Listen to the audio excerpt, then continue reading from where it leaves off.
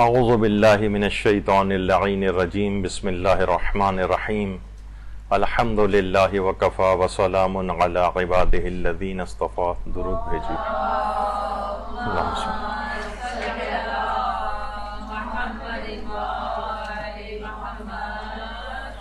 روزے کے مسائل سے مربوط بعض غلطیاں اور غلط فہمیاں، کیونکہ اس وجہ سے آپ کی خدمت میں پہلے عرض ہوا تھا، کیونکہ رمضان ابھی تازہ ہی گزرا ہے، بہت سارے مسائل آپ کے دماغ میں تازہ ہوں گے،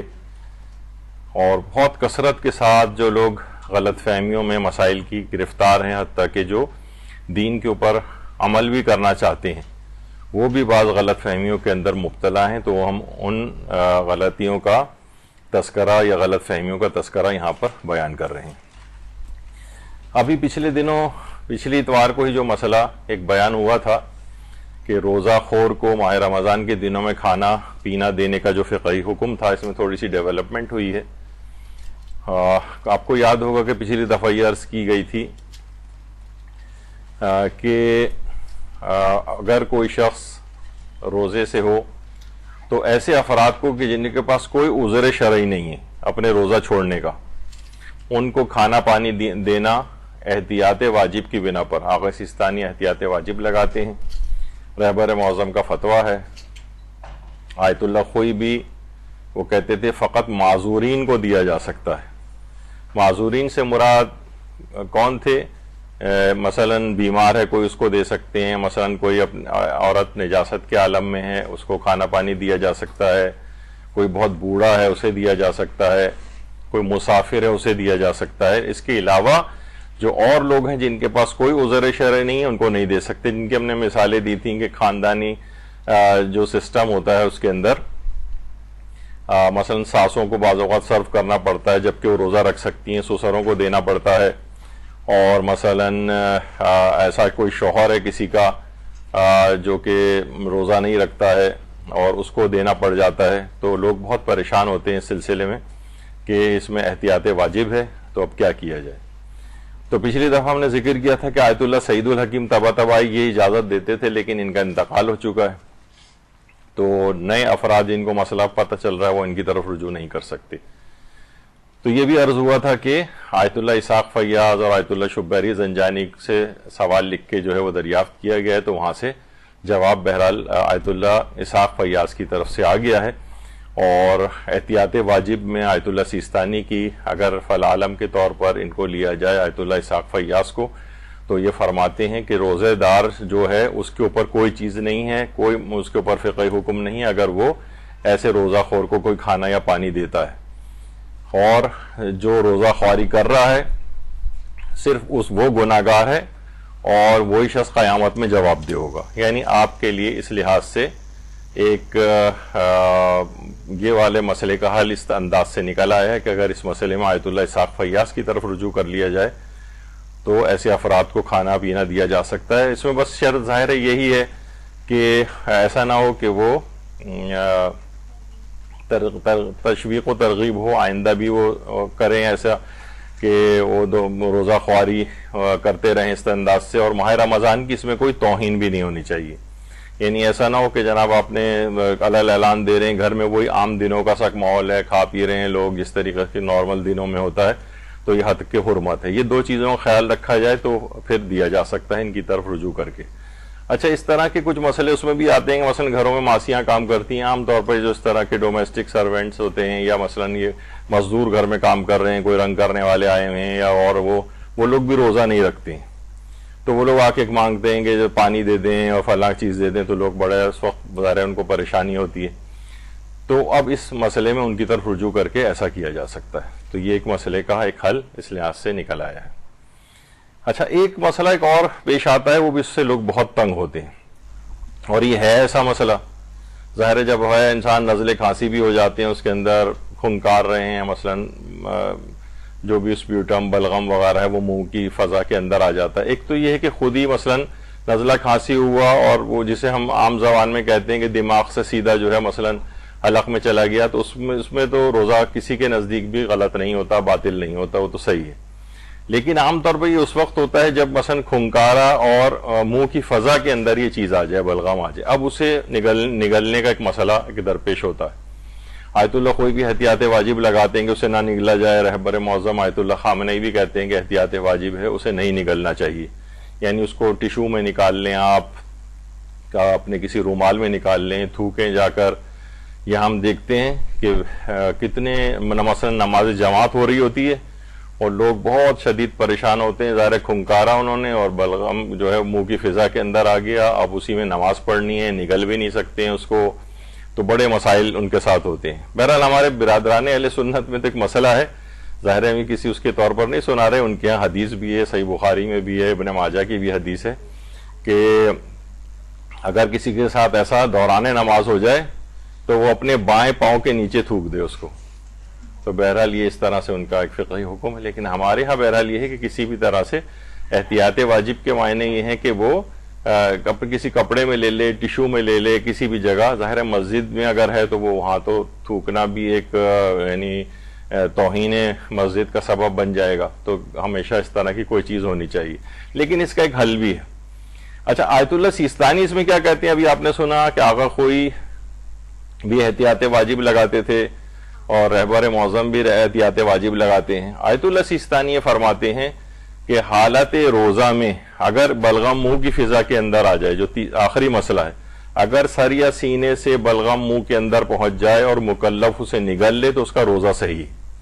یعنی اگر رہبر کے بھی مقلدین آیت اللہ سیستانی کی اس مسئلے میں رجوع کر لیں ان کی طرف، تو کبھی ایسا کوئی مسئلہ پیش آ جائے اور ان کو حالت ایسے صورتحال نہیں ہے، مثلا کسی جگہ بیٹھے ہوئے ہیں، تقریب کہیں گئے ہوئے ہیں، آفس میں ہیں، میٹنگ میں ہیں، کسی جگہ ممکن نہیں ہے اس وقت اس کو نکالنا، تو اگر اسے نگل لیا جائے تو اس سے روزے پر کوئی فرق نہیں پڑتا ہے۔ یعنی یہ چیزیں دیکھیے، ساری چیزیں اس وجہ سے بتائی جا رہی ہیں آپ کو کہ جب کبھی ایسی صورتحال پیش آ جاتی ہے نا تو آپ کے پاس اس کا حل موجود ہو۔ اگرچہ فرماتے ہیں احتیاط مستحب ایسا نہ کیا جائے، یعنی آپ کو ثواب ملے گا اگر آپ بہرحال ایسا نہ کریں، لیکن بہرحال کہتے ہیں کہ اس کا روزہ صحیح ہے۔ تو عام طور پر تھوک بھی اگر ہے اسے انسان نگل لے اور سر اور سینے سے آنے والے بلغم کو بھی نگل لے، چاہے وہ منہ کی فضا ہی کے اندر کیوں نہ پہنچ جائے، آغا سیستانی کی طرف رجوع کر کے اس مسئلے کو حل کیا جا سکتا ہے۔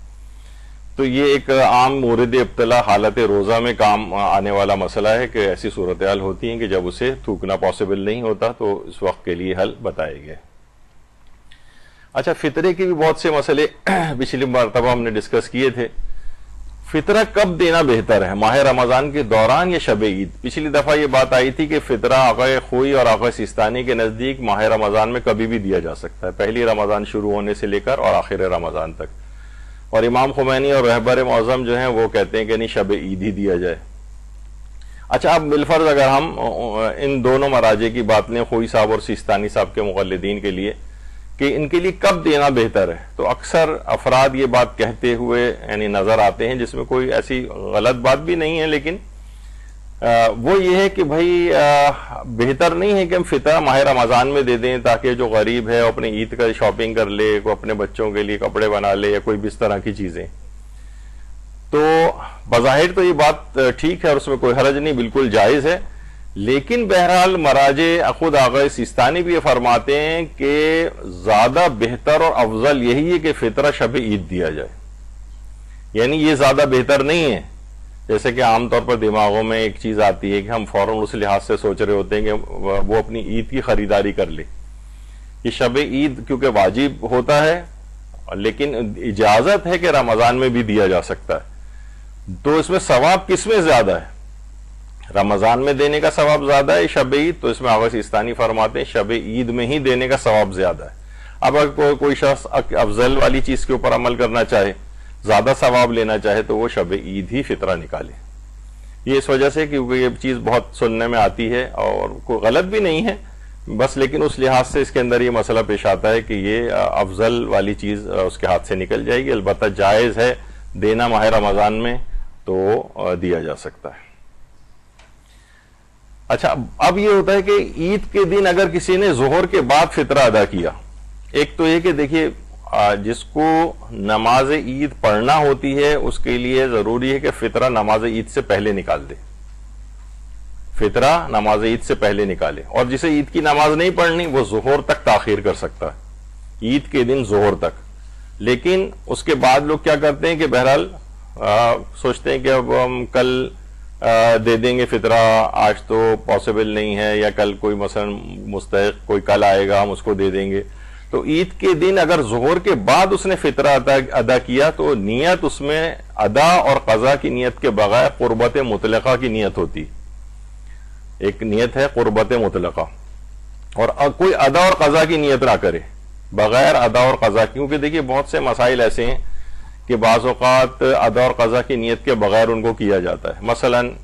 آقا خوئی اور یا رہبر کے نزدیک مثلا اگر زلزلہ اگر آیا ہو اور اسی وقت آپ نے نماز آیات نہیں پڑھی اس کے چند منٹ کے اندر اندر، تو وہ فرماتے ہیں کہ پھر یہ جو زلزلے کی نماز ہے نا قضا نہیں ہوتی ہے، یہ پھر بعد میں ادا اور قضا کی نیت کے بغیر پڑھی جاتی، نہ ادا کی نیت کی جاتی ہے نہ قضا کی. اسی طریقے سے یہ بھی ہے کہ فطرہ اگر نماز عید کے بعد، عید کے روز نماز ظہر کے بعد اگر ادا کیا جا رہا ہے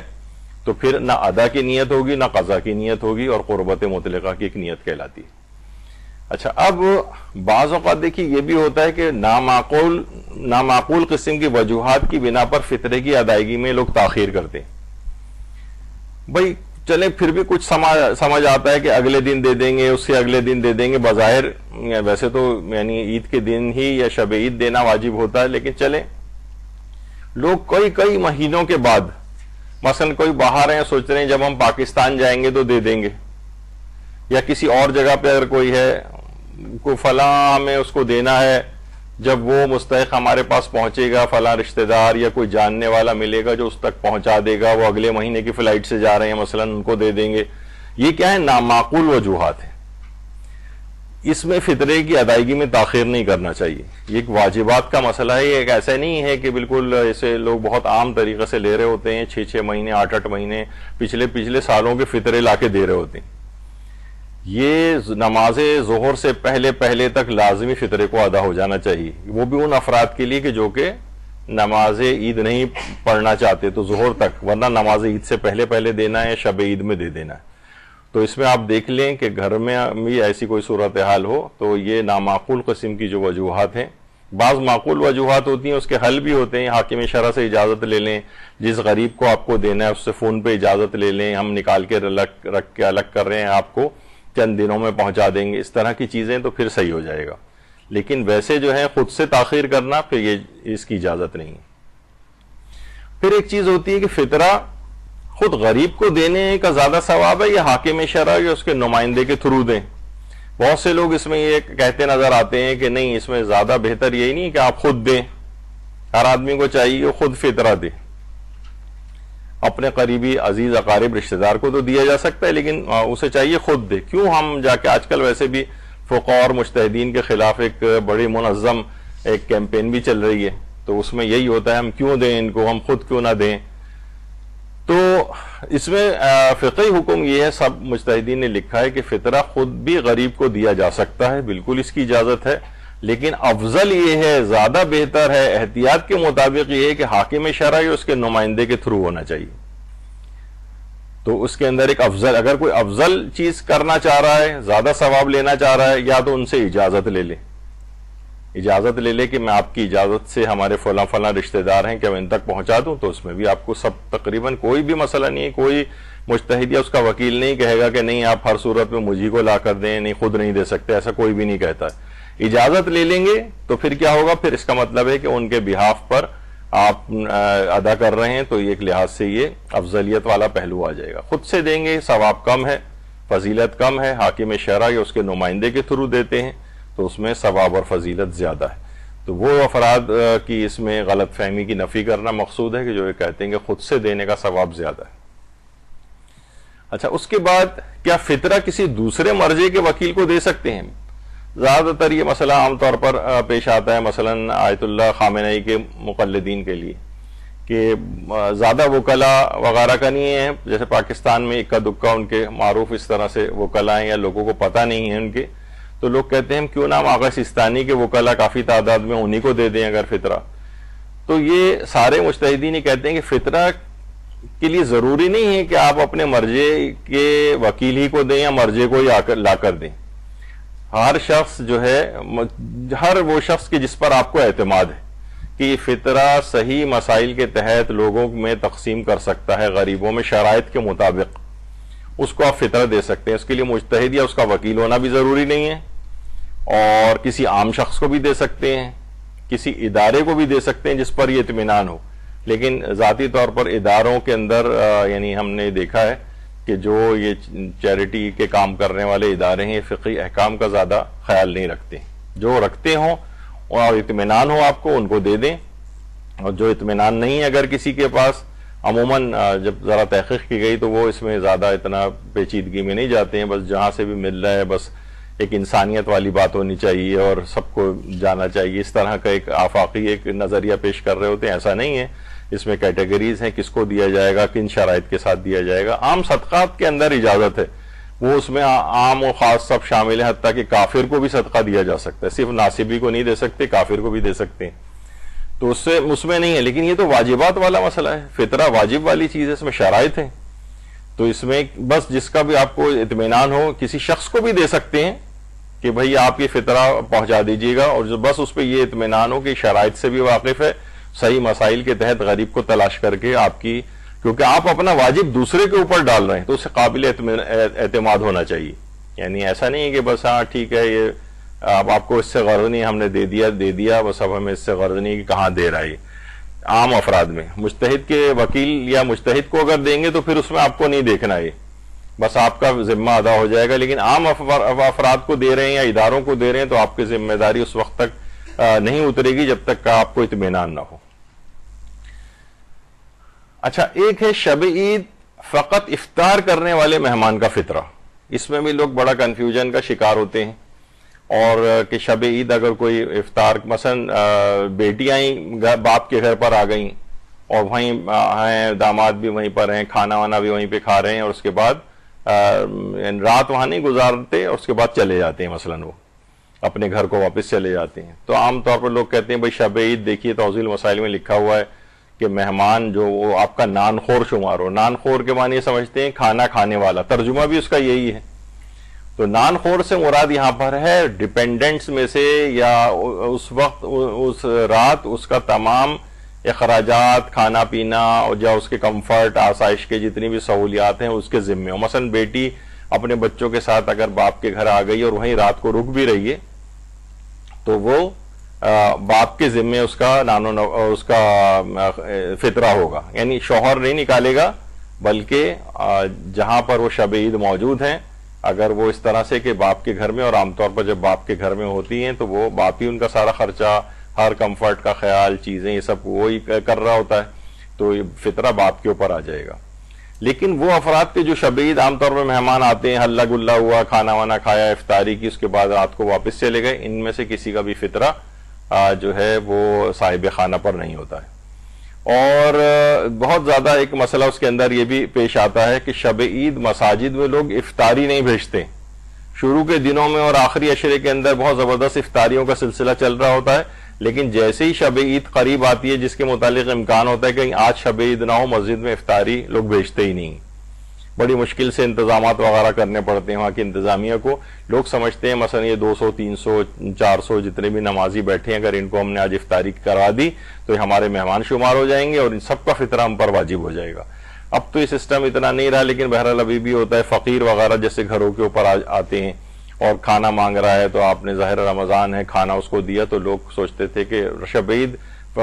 فقیر کو جو کھانا نہیں کھلاتے لوگ، کہ کہیں ایسا نہ ہو کہ اس کا فطرہ واجب ہو جائے. تو ایسا یہ غلط فہمی ہے، کیونکہ یہ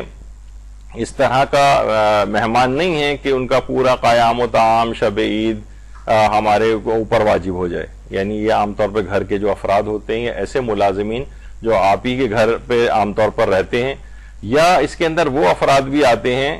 ابھی آگے چل کر ان کا ذکر آئے گا، جو ممکن ہے کہ آپ کے گھر ہوں اور کھانا بھی نہ کھائیں. مثلا کھانا بھی اپنے ساتھ لے کر آ گئے، وہ کھانا بھی نہیں کھا رہے مہمان. بہت سے ہوتے ہیں نا کہ جناب ٹھیک ہے جناب، ہم چرغا آج ہم لے کر آئیں گے، مہمان پتہ چلا کھانا بھی اپنے ساتھ لے آیا اور آپ کا کچھ کھانا پینا بھی نہیں ہوا، لیکن آپ کے گھر میں اس رات کو ہے، آپ کا مہمان سمجھا جا رہا ہے وہ. آپ اس کے کمفرٹ وغیرہ کا، رہائش کا سب کا بندوبست کر رہے ہیں، تو اس کا فطرہ میزبان کے اوپر آ جائے گا، چاہے وہ ان کے گھر کھانا کھانے والا شمار نہ بھی ہو۔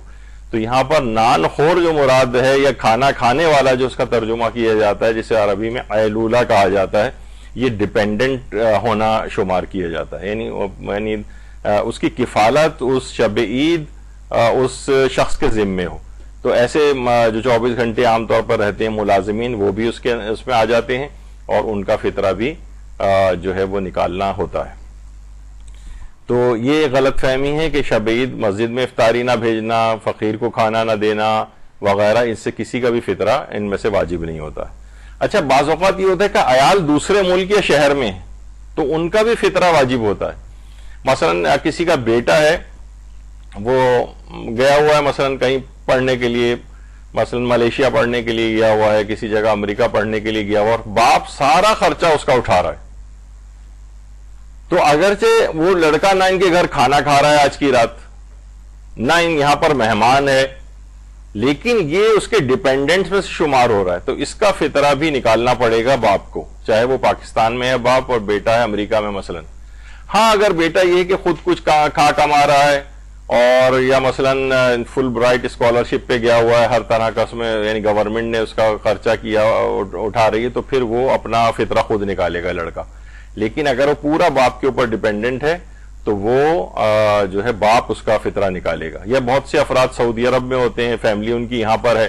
تو وہ اگرچہ سعودی عرب میں ہیں لیکن تب بھی اپنی فیملی کا فطرہ وہ وہاں پر نکالیں گے۔ اس میں اسی جگہ یا اس گھر کے اندر رکنا یا ٹھہرنا وہ ضروری نہیں ہوتا کہ اس فطرے نکالنے والے کا اس کے عیال کہیں پر بھی موجود ہو، ان کا فطرہ بھی اس کو نکالنا پڑے گا۔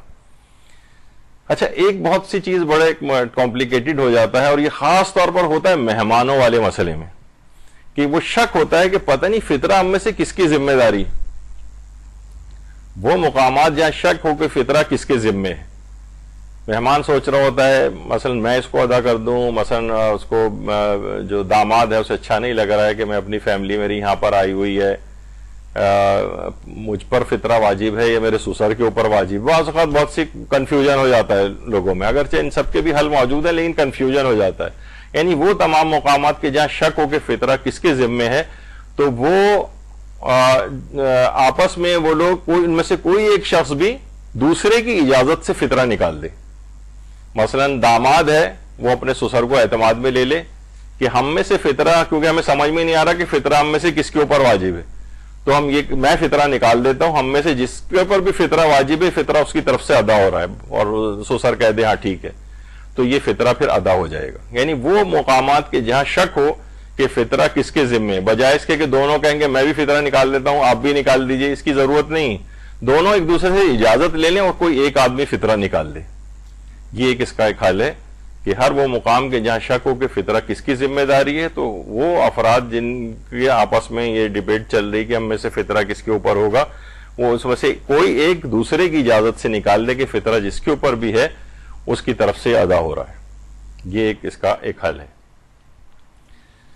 اچھا، دوسرے پر فطرہ واجب ہو لیکن ہم ادا کر دیں، دوسرا فطرہ مثلا پتہ ہے ابا جو ہیں وہ تو دیتے ہی نہیں ہیں، دین سے لاپرواہ ہیں مثلا، تو ان کا فطرہ ان پہ واجب ہے کہ اپنے عیال کا فطرہ دیں، تو بیٹا یہ سوچ رہا ہے کہ چلو ابا نہیں دے رہے نا، میں ان کی جگہ فطرہ دے دیتا ہوں، تو یہ کافی نہیں، ابا پہ سے فطرہ نہیں اترے گا۔ ہاں، ابا اگر اجازت دے دیں کہ چلو ٹھیک ہے میری طرف سے نکال دو تم، تو پھر ایک الگ بات ہے، لیکن کسی دوسرے پر فطرہ واجب ہو اور کوئی اور شخص اس فطرے کو ادا کر دے، تو اس ایکچوئل جس کے اوپر واجب تھا اس پر سے فطرہ ساقط نہیں ہوتا ہے۔ یہ ایک دماغ میں چیز رہنی چاہیے۔ اچھا، اب ایک مسئلہ یہ ہے کہ فطرے کے احکام میں جب ہم پڑھتے ہیں تو کہ جس جگہ فطرہ دیا جا رہا ہو اس کو کہا جاتا ہے کہ یعنی اس جگہ یا وہ بلد یا وہ شہر وہیں پر ہی فطرہ تقسیم ہونا چاہیے۔ عام طور پر دیکھیے جس جگہ انسان رہتا ہے وہیں پر ہی فطرہ نکالتا ہے اور وہیں اپنے ہی شہر میں تقسیم کرتا ہے۔ آپ نے پچھلی دفعہ سنا تھا کہ شہر سے باہر نہیں بیچ سکتے، احتیاط واجب ہے، پھر اس میں رجوع کے مسائل بتائے تھے کہ جس میں اس کا حل نکالا گیا تھا۔ تو فطرے کے مسائل میں جو شہر یعنی اچھا، اس میں یہ بھی نہیں کہ ہم جس ملک میں رہتے ہیں، ملک تو بہت بڑا ہوتا ہے،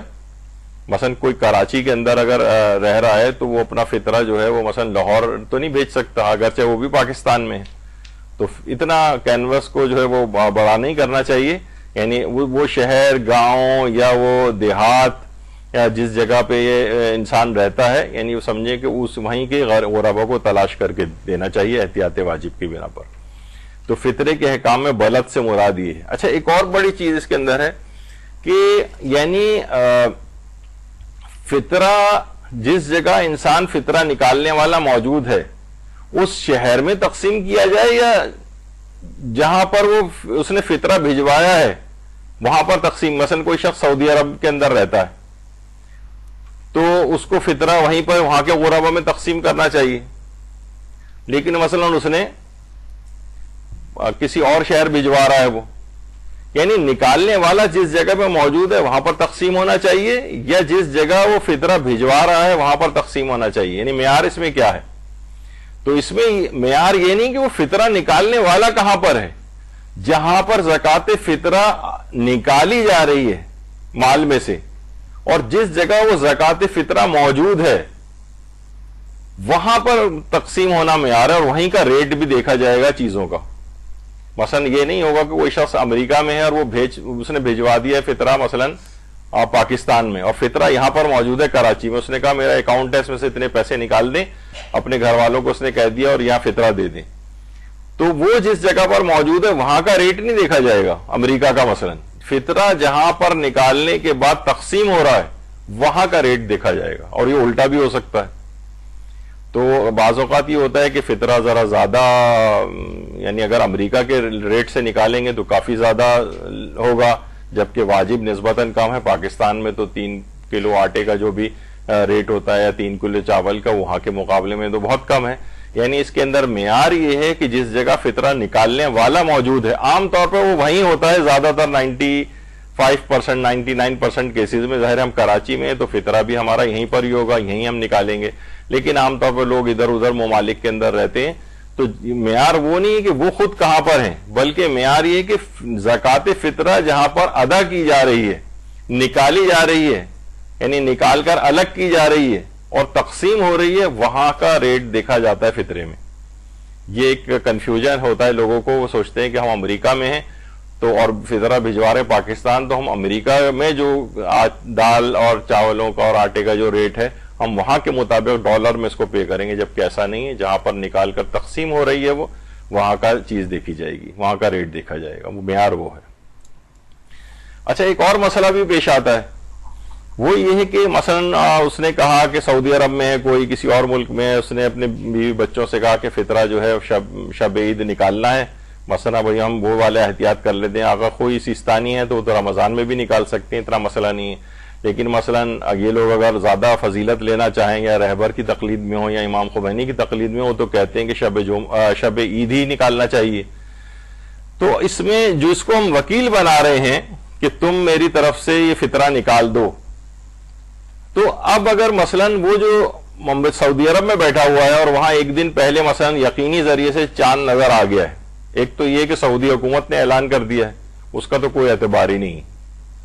وہ تو عام طور پر لگتا یہ ہے کہ وہ چاند دیکھتے بھی نہیں، ام القریٰ کیلنڈر کے مطابق جو ہے وہ اپنے انہوں نے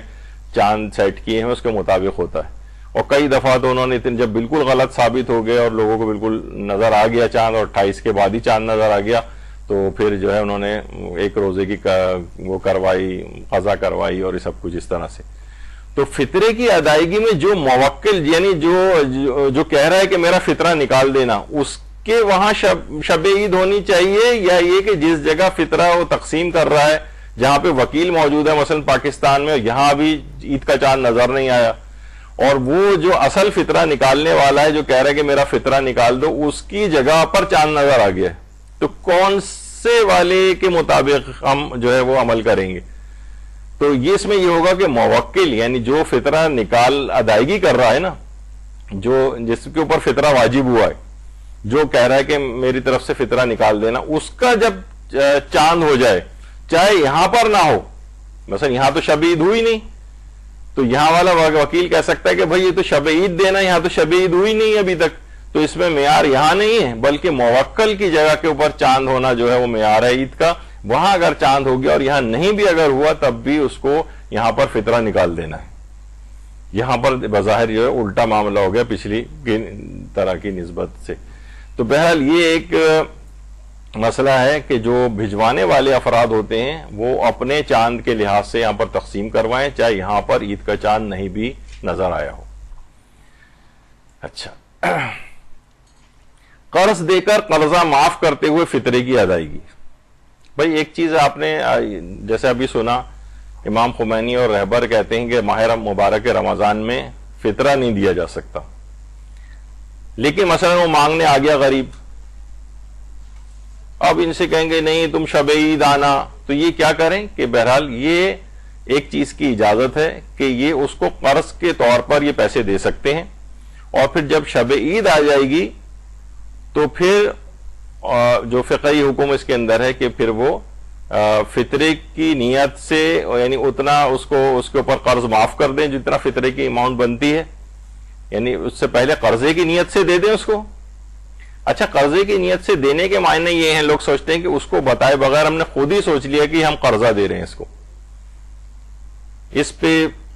علماء کا بعض کا کہنا ہے کہ نہیں، یہ اس طرح سے قرضہ نہیں بنتا ہے. قرضہ دو طرفہ قرارداد ہوتی ہے، دونوں میں کہ بھائی میں آپ کو یہ قرض دے رہا ہوں، غریب سے واضح طور پر کہہ دیں کہ میں آپ کو قرض دے رہا ہوں، اور اس کے بعد پھر ٹھیک ہے اس کو شب عید فطرے میں شمار کرتے ہوئے اس کو یعنی پھر اس میں اس کا قرضے کو معاف کر دیں فطرے میں حساب کرتے ہوئے اس کو. تو اس لحاظ سے کیا ہے، تو لوگ کیا کرتے ہیں کہ خود سے ہی اس کو سمجھ لیتے ہیں کہ میں نے قرض دیا ہے اور اس کو پتہ ہی نہیں چلتا کہ یہ قرض ہے. تو اس طرح سے قرض نہیں بنتا ہے، یعنی باقاعدہ اس سے کہنا پڑے گا کہ آپ کو قرض دیا جا رہا ہے. اب آپ کو اچھا نہیں لگ رہا ہے کچھ نہیں تو پھر بہرحال فطرہ نہیں دے سکتے، پھر صدقات وغیرہ سے اس کو ادائیگی کر دیں، چیریٹی کی نیت سے دے دیں کسی بھی طرح، لیکن پھر یہ جو ہے فطرہ شمار نہیں ہوگا. یعنی قرض کی نیت سے رمضان میں آغائے خمینی اور آغا رہبر کی طرف سے دیا جا سکتا ہے، پھر شب عید فطرے میں اس کو حساب کرتے ہوئے اس کو اتنا قرض معاف کر دیں اور وہ فطرے میں شمار کر لیں اس کو. تو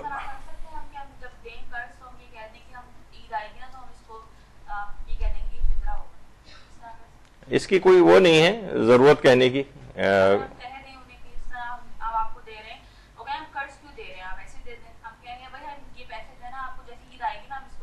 نہیں، اسے کہہ دیں کہ یہ معاف بھی ہو سکتا ہے، اس طرح سے کچھ کہہ دیں. لیکن ابھی سے آپ نے اگر وہ کیا تو اس کا مطلب یہ کہ یہ قرض نہیں ہے پھر تو یہ یعنی یہ تو آپ نے پہلے سے اس کو کہہ دیا ہے کہ یہ ادائیگی اس کی ضروری نہیں ہے، کیونکہ قرض کے اندر کتنی ہی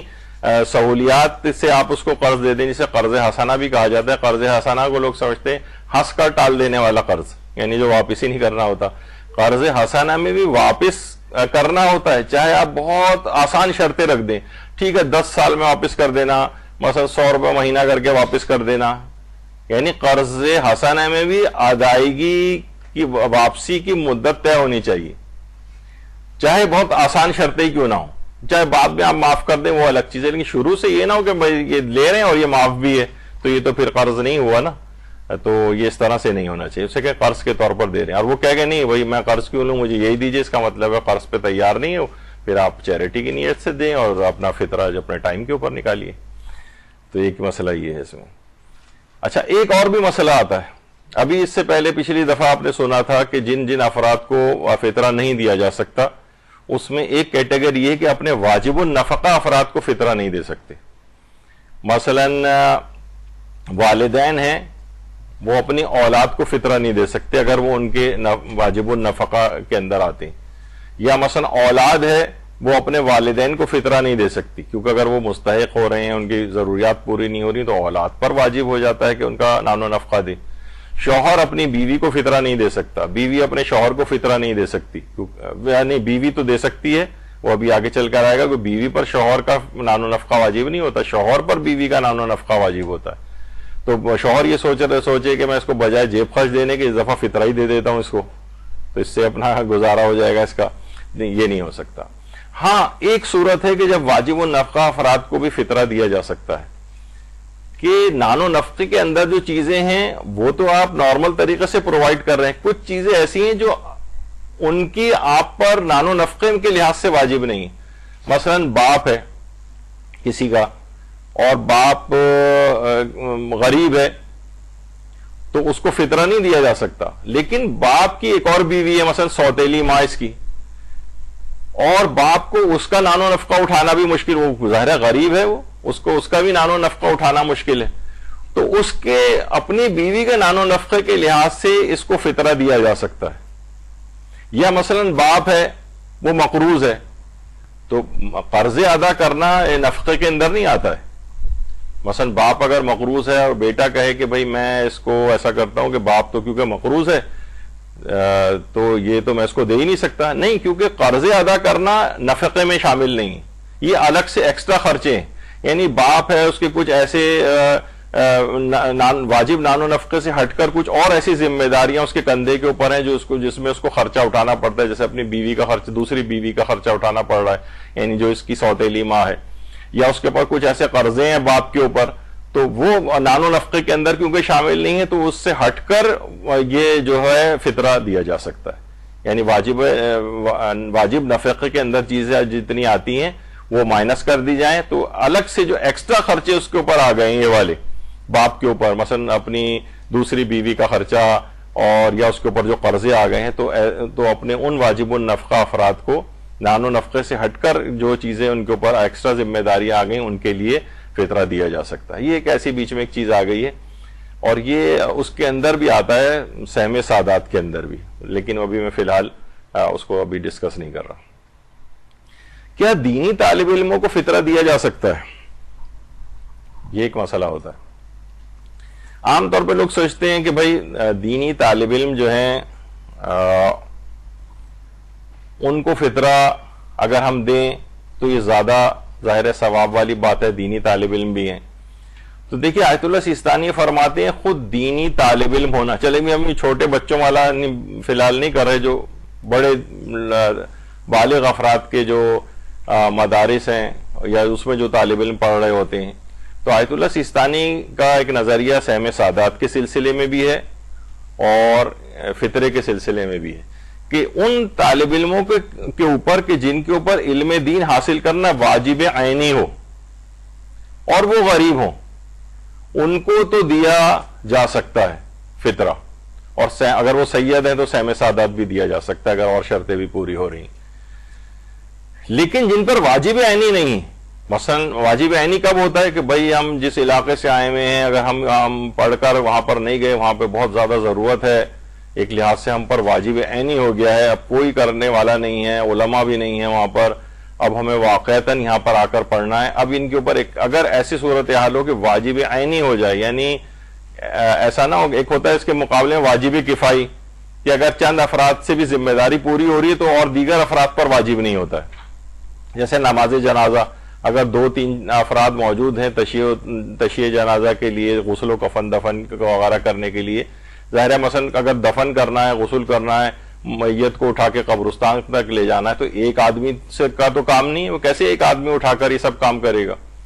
تو اس کا مطلب ہے اتنے افراد ہونے چاہیے، 3 4 5 کے جو یہ والے کام کو انجام دے، تو ان پر واجب عینی رہے گا، اور باقی جو اور لوگ ہیں ان پہ واجب کفائی ہے۔ تو آغا سیستانی فرماتے ہیں کہ یعنی ایسا نہیں ہے کہ دینی طالب علم ہونا جو ایک ویسا ایک چیز ہے کہ بس اب تو اس کو سہم سادات بھی لے سکتا ہے، یہ فطرے بھی لے سکتا ہے، نہیں، ایسا نہیں ہے۔ وہ کہتے ہیں اگر اس کے اوپر واجب عینی ہے تو اس کو دیا جا سکتا ہے، لیکن اگر یہ اس پر واجب عینی نہیں، واجب کفائی ہے، لوگوں کی ضروریات پوری ہو رہی ہیں اور علماء کام کر رہے ہیں، اور یعنی ایسا نہیں کہ اسی کے اوپر واجب ہے کہ سب چیزیں چھوڑے اور جا کر جو ہے یہ تعلیم دین حاصل کرے اور اس کے اخراجات ان ذرائع سے پورے ہوں، تو فرماتے نہیں، پھر اس کو اجازت نہیں ملے گی اور اس کو پھر نہیں دیا جا سکتا، نہ فطرہ دیا جا سکتا ہے اور نہ ہی سہم سادات دیا جا سکتا ہے۔ یہ ٹھیک ہے پھر اپنا کوئی کام کرے، ٹیوشن پکڑے،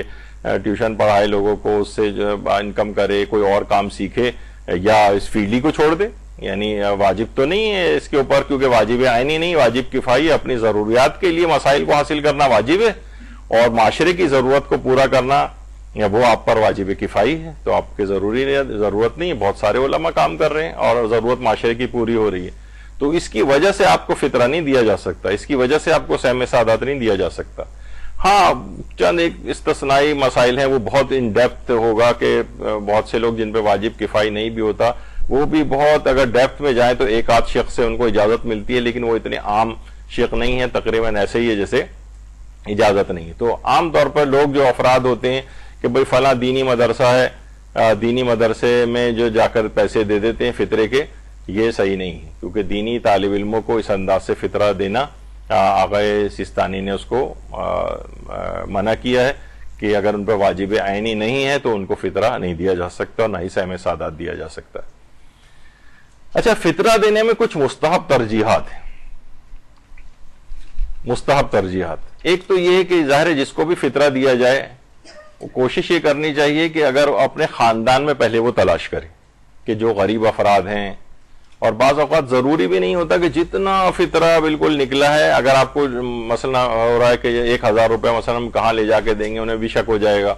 تو کوئی بات نہیں، اس فطرے کے ساتھ کچھ اور پیسے بھی ملا دیں۔ مثلا آپ کہیں گے جناب ٹھیک ہے 9000 ہم نے اور ایکسٹرا ملا دی، 1000 فطرہ ہو گیا اور لے جا کے اس کو ہم نے دے دیا، اچھے ایک ہینڈسم اماؤنٹ ہو گئی، تو اس کو بھی برا نہیں لگے گا بنسبت اس کے کہ وہ 3 کلو آٹے کے برابر جو ہے پیسے جو آپ لے جا کر دیں، تو اس کو بھی سمجھ میں آ جائے گا اچھا مجھے ایسی صدقہ خیرات فطرہ وغیرہ دے رہے ہیں لوگ، تو توہین سی بھی ایک شاید محسوس کرے۔ تو بہرحال رشتہ داروں میں دینا یہ ترجیح ہے، یہ ثواب زیادہ ہے، فضیلت زیادہ ہے، تو اگر آپ کو شرمندگی سی ہو رہی ہے کم پیسے دینے میں تو زیادہ پیسے ملا کر اس کو دے دیں۔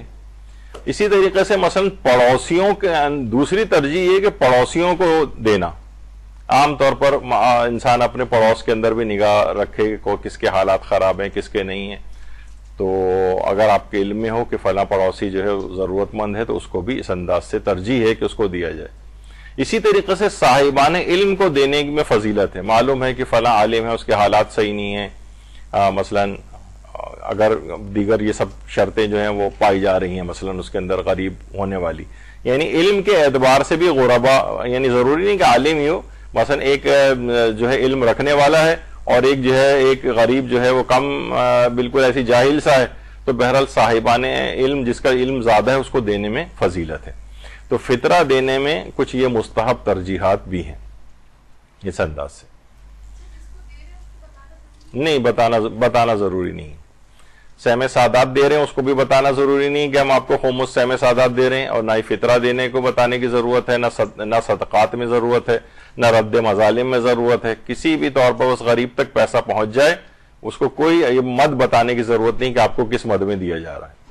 اچھا، اب ایک مسئلہ ایک اور پیش آتا ہے کہ لوگ عام طور پر یہ اپنا زیارات کے کاروانوں کے اندر مثلا مقامات مقدسہ پہنچ جاتے ہیں، عراق چلے گئے، ایران چلے گئے، مخصوصی ہے، مثلا شب عید بھی وہیں پر گزاریں گے، تو کیا وہاں فطرہ جو ہے وہیں کے غریبوں کو دے سکتے ہیں؟ تو جناب اس میں یہ ہے مسئلہ کہ واجب ہے کہ وہیں کے ہی غرباء کو، جہاں پر انسان اس وقت موجود ہے اور جہاں پہ زکوٰۃ فطرہ نکال رہا ہے، اور وہاں پر وہیں کے غریبوں کو دینا چاہیے، اس کو وہیں پر واجب ہے کہ وہیں کے غریبوں کو دے۔ یعنی یہ وہ نہیں ہے وہ سوچے گا کہ بھئی اب تو میں یہاں آیا ہوا ہوں اور ہمیں تو اپنے علاقے کے غریبوں کو دینا چاہیے تھا، نہیں، جس وقت فطرہ آپ پر شب عید واجب ہوا ہے، اور ابھی آپ نے سنا کہ جس ٹائم پر جس بھی جگہ پر زکوٰۃ فطرہ نکال کر الگ کی جاتی ہے وہیں کا بھی ریٹ دیکھا جاتا ہے اور وہیں کے غرباء میں تقسیم کی جاتی ہے۔ اب کیونکہ آپ عراق گئے ہیں، مثلا کوئی شخص مشہد میں موجود ہے، مثلا کوئی شخص کربلا یا نجف میں موجود ہے شب عید، تو وہاں کے ہی غرباء کو وہ چیز دے۔ اور عام طور پہ وہاں حرم میں آفس بنے ہوتے ہیں، وہ اس طرح کے حوائج مجتہد کی طرف سے آیت اللہ سیستانی یا ان کے وہاں پر بھی جو نمائندے ہوتے ہیں ایران عراق میں، ان کے باکسز بھی ہوتے ہیں وہاں پر اجازت یافتہ، اور ان کے آفیسز کے اندر بھی فطرے کی مد میں وہاں پہ پیسے دے دیے جائیں، کیونکہ واجب ہوتا ہے کہ جو جس جگہ پر وہاں پہ موجود ہے شب عید وہاں پر ہی وہ فطرہ نکالے۔ اچھا، اب ایک چیز اور بھی ہے جو عام طور پر غلطی بھی ہو رہی ہے کہ خیراتی ادارے عام طور پر جو فطرہ جمع کرتے ہیں وہ کیا کرتے ہیں، کیونکہ عام طور پر یہ زکوٰۃ کے اندر ہوتا ہے کہ زکوٰۃ کے اندر مثلا آپ نے خیراتی اداروں نے ملازمین رکھے ہوئے ہیں جو کہ نا فطرہ کلیکٹ کر رہے ہیں یا مثلا زکوٰۃ کلیکٹ کر رہے ہیں، صدقہ باکس عام طور پر ہوتے ہیں وہ کلیکٹ کر رہے ہیں، تو وہ یہ کہتے ہیں کہ بھئی ٹھیک ہے جتنا آپ فطرہ کلیکٹ کر کے لے کر آئیں گے نا اس کا 5% آپ کو کمیشن کے طور پہ دیا جائے گا۔ یہ ایک بہت رائج ایک پریکٹس ہے۔ آیت اللہ سیستانی فرماتے ہیں کہ جائز نہیں، یہ جائز نہیں. عام طور پر یہ عام صدقات وغیرہ کے اندر کہ صدقے کے جو مصارف کے جو اخراجات ہیں وہ خود یہ فطرے کے مصارف کے اخراجات جو ہیں خود زکوٰۃ فطرہ سے لیے جا سکتے ہیں. عموماً ایک مسئلہ وہ ہے، لیکن آغا سیستانی اس کو نہیں مانتے ہیں. وہ کہتے ہیں نہیں، جو خیراتی ادارے جو فطرے جمع کر رہے ہیں اور اسی میں سے ان افراد کو ایک حق محنت کے طور پر ایک پرسنٹیج دیتے ہیں، 5% تمہارا ہے، 10% تمہارا ہے، جتنا بھی کلیکٹ کر کے لاؤ گے اس میں سے اتنا % تمہیں ملے گا. یہ یا تو حاکم شرع کی اجازت سے ہونا چاہیے یہ کام، لیکن خود سے جو یہ ادارے کر رہے ہیں یہ جائز نہیں، یہ جائز نہیں ہے. فطرے کے سلسلے میں ایسا نہیں کیا جا سکتا ہے. تو بہرحال یہ ایک غلطی معاشرے کے اندر فطرے کے سلسلے میں ہو رہی ہے. ایک اور بڑا مسئلہ اس کے اندر آتا ہے، وہ یہ ہے کہ اس سے پہلے آپ نے سنا تھا کہ اب کتنی دفعہ ہم نے فطرے کے مسائل میں آگے بتایا کہ جناب یہ ان کے احتیاط واجب ہے، اس مسئلے میں اگر یہاں رجوع کر لیں تو اجازت مل جاتی ہے. شہر سے باہر بھجوانا ہو تو فلاں کی مجتہد کی طرف رجوع کر لیں. نوٹ تبدیل ہونے کی تو خیر کسی نے اجازت نہیں دی تھی اس لحاظ سے. اس طرح سے جہاں جہاں بھی مثلا فاسق و فاجر کو اگر چلا گیا کھلم کھلا گناہ کرنے والے کو فطرہ، تو جناب شبیری زنجانی کی طرف رجوع کر لیں. اور اسی طریقے سے بہت سارے مسائل کے اندر ہم نے تھا کہ احتیاط واجب میں فلاں کی طرف رجوع. تو لوگ عام طور پر یہ بھجوا دیتے ہیں، مثلا آپ کو کسی نے بھجوایا بھائی یہ فطرہ ادا کر دیجیے گا، اور آپ نے مثلا دیکھا کہ یہ اس میں آپ نے کہا کہ اچھا کیونکہ شبیری آپ کے علم میں تھا نا، وہ جو فطرہ نکال رہا ہے اس کے دماغ میں تو نہیں تھا کہ آیت اللہ شبیری زنجانی کی طرف رجوع کیا جا سکتا ہے فلاں کے مسئلے میں. تو آپ نے کہا میں رجوع کر لیتی ہوں. نہیں، اس کے اندر جو اصل میں جو فطرہ نکال رہا ہے نا اس کو رجوع کرنا چاہیے. مثلا آپ کہیں کہ یہ میں اتنے ساری شرطوں کا خیال نہیں کیا جا سکتا، لوگ مختلف لوگ یہاں فطرے کے لیے آتے ہیں، مثلا یہ والی چیز اس کے اندر اس میں بھی آتی ہے، یہ جو نکالے جاتے ہیں کفارے وغیرہ نکالے جاتے ہیں. کسی نے کہا بھائی یہ میرے روزے کا فدیہ اور کفارہ یہ پہنچا دینا، اور اس میں پھر یہ کہ آغا سیستانی فرماتے ہیں احتیاط واجب ہے، کھلم کھلا گناہ کرنے والا نہ ہو اور نمازی اسے ہونا چاہیے، ٹھیک ہے نا، اور وہ حرام میں پیسہ خرچ نہ کرنے والا ہونا چاہیے، شرابی نہ ہو اور فلاں، یہ سب اتنی ساری شرطیں جو ہوتی ہیں. اب ظاہر شرابی اور اس کو تو نہیں دیا جائے گا، لیکن بہرحال یہ جیسے مثلا عورت کا پردہ مکمل نہیں ہے، مرد ہے اس کی داڑھی نہیں ہے، اور عام طور پر اس طرح کے افراد آ جاتے ہیں غربا کے اندر بھی. تو آپ نے کہا کوئی بات نہیں، اس میں مثلا ہم آیت اللہ وحید خراسانی کی طرف رجوع کر لیتے ہیں، مثلا فطرے یہ اپنا فدیے کفارے وغیرہ کے اندر. تو اس میں آپ کا رجوع کرنا کافی نہیں ہے. آپ نے جو پیسے آپ کو بھجوا رہا ہے نا فدیے اور کفارے کے، آپ اس سے کہیں کہ اس میں آپ خود رجوع کر لیں فلاں مجتہد کی طرف، اور پھر ہم یہاں پر پھر ہمیں اتنی شرائط کو مد نظر نہیں رکھنا پڑے گا. پھر بھی کسی بھی غریب شیعہ کو دیا جا سکتا ہے جس میں پردے کے لحاظ سے بھی اگر کچھ نقص ہے، داڑھی وغیرہ سے نہیں رکھی ہوئی ہے، یا مثلا فطرے کا اگر معاملہ ہے تو جیسے آیت اللہ شبیری زنجانی کی طرف رجوع کر لیا جائے تو بے نمازی وغیرہ کو بھی دیا جا سکتا ہے، چند شرطوں کا خیال رکھ کے جو میں نے پچھلی دفعہ بتائی تھی. تو یہاں پر ایک غلطی یہ ہوتی ہے کہ جو قابل اعتبار آدمی جس کے ہینڈ اوور چیز کی گئی ہے نا، وہ خود اگر وہ خود بڑا دیندار ہے تو وہ خود رجوع کر لیتا ہے. خود رجوع نہیں، وہ شخص کہ جس نے آپ کو کہا ہے کہ میری طرف سے فطرہ پہنچا دیا جائے، اس کو آپ کہیں کہ تم رجوع کرو اور اس کو رجوع کروا لیں. اس مسئلے میں آیت اللہ شبیری زنجانی یا اسحاق فیاض جہاں پر بھی اس مسئلے کی طرف رجوع کرنا ہے، تو یہ غلطی اس کے اندر ہوتی ہے کہ وہ افراد رجوع کر رہے ہیں کہ جو وکیل کے طور پہ کام کر رہے ہوتے ہیں، جبکہ جو اصل موکل ہے ان کا جو یہ کام کروا رہا ہے اس کو رجوع کرنا چاہیے.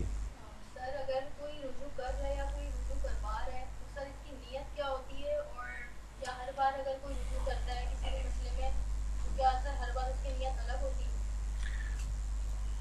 نہیں، اس میں بس رجوع کی نیت یہ ہوتی ہے کہ یہ مسئلہ میں کیونکہ احتیاط واجب ہے، اور احتیاط واجب ایک ایسا مسئلہ ہے جس میں دوسرے بڑے مجتہد کی طرف رجوع کیا جا سکتا ہے. بس اس کے دماغ میں کافی ہے کہ میں اس مسئلے میں اب ان کی طرف رجوع کر رہا ہوں. کوئی آپ سے پوچھے کہ بھائی یہ آپ جو ہے نا یہ بے پردہ خاتون کو جو کیوں دے رہی ہیں فطرہ، تو آپ یہ کہہ سکیں بھائی میں نے اس مسئلے میں آیت اللہ شبیری زنجانی کی طرف رجوع کر لیا ہے. تو اس کا مطلب آپ کی نیت ہے. اگر آپ ہکا بکا ہو جائیں کہ ہاں واقعی وہ تو آغا سیستانی تو احتیاط واجب لگا کے منع کرتے ہیں، پھر میں کیوں دے رہی ہوں اس کو، تو اس کا مطلب ہے آپ کی نیت ہی نہیں ہے. نیت میں یعنی رجوع کرنے میں یہ نہیں کہا جائے گا کہ میں رجوع کرتی ہوں واجب قربتاً اللہ، اس طرح کی کوئی چیز کہنے کی ضرورت نہیں، بس دماغ کے اندر نیت کافی کہ میں نے اس مسئلے میں ان کی طرف رجوع کر لیا، کیونکہ احتیاط واجب فتویٰ نہیں ہوتا ہے اور اس میں دوسرے بڑے مجتہد کی طرف رجوع کیا جا سکتا ہے، تو الفاظ کہنے کی بھی کوئی ضرورت نہیں ہے، صرف دماغ کے اندر ہی اندر سارا چیز ہو جائے گی، ایک سیکنڈ کو آپ سوچیں گے کہ اس مسئلے میں شبہری زنجانی کی طرف چلی گئی، بس اسی مسئلے میں، اور کوئی الفاظ کی ضرورت نہیں، کچھ نہیں، تو ایک مسئلہ۔ اچھا، اس کے بعد یہ آتا ہے کہ روزے میں نیت کا زبان سے کرنے کا حکم۔ عام طور پر یہ دیکھا گیا ہے کہ لوگ مثلا میں 7ویں ماہ مبارک رمضان کے روزے کی نیت کرتا ہوں واجب قربتاً اللہ، اس سے پہلے نیت کی پریکٹس زبان سے کر رہے ہوتے ہیں۔ دیکھیے کسی بھی عبادت، صرف ایک ہے عبادت کہ جس میں نیت کا بہتر ہے کہ زبان سے کیا جائے یا شاید مستحب بھی ہے،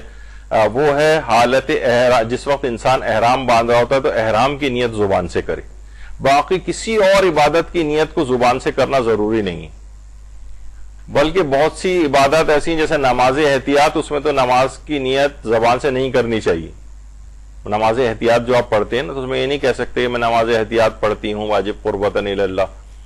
نماز احتیاط جو شکیات کے مسئلے میں جو پڑھی جاتی، تو روزے میں اسی طرح نمازوں کی بھی کوئی نیت کی ضرورت نہیں ہوتی زبان سے کرنے کی، میں نماز فجر پڑھتی ہوں 2 رکعت واجب قربتاً اللہ مثلا، بہت سے تو نماز جماعت میں نے دیکھا ہے کہ بہت سے افراد کے تقریباً سورہ الحمد